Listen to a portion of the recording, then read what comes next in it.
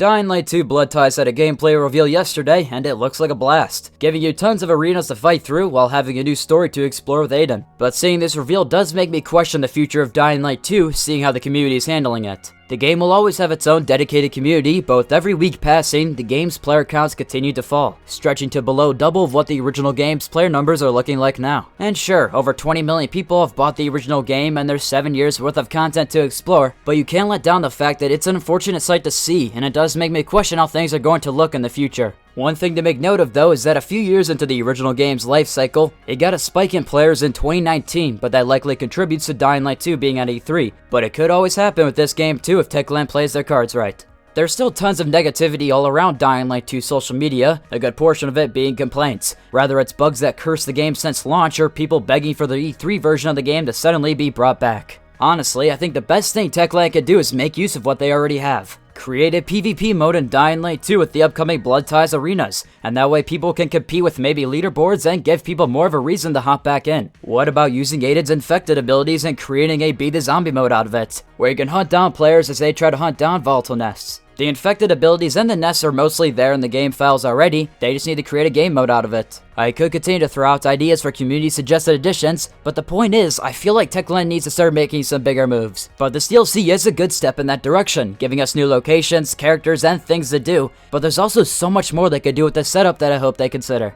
I've really said this millions of times before already, but Dying Light 2 has so much potential. Techland just needs to make use of the foundation they have and create a massive piece with it. Techland over the past few years has been developing a fantasy RPG alongside Dying Light 2. And as time goes on, more of the team working on Dying Light 2 now will begin the transition to working on that full time, leaving the next 5 years of support for Dying Light 2 up to fewer and fewer people. And of course, this is how casual game development works, but I'm just pointing things out for the unaware. But this really means that unless Dying Light 2 gets a huge spike in popularity, the game is more than likely going to slow down the flow of content, for which people are already complaining isn't enough already. As of recently though, Techland has done a fairly good job following through with community requests, adding in the E3 filter, bringing back the classic 2019 outfit, and a few other things, but for many it was not enough to keep them playing. And honestly for some, anything might not be enough. I never was around for the launch of the original Dying Light, so for all I know things will get better as time goes on, and build a greater community like that first game did. Now don't get me wrong, I am excited for what's to come, but I'm just here to give you my thoughts, and hey, thanks for taking the time to tune in and listen. That's what this channel's all about.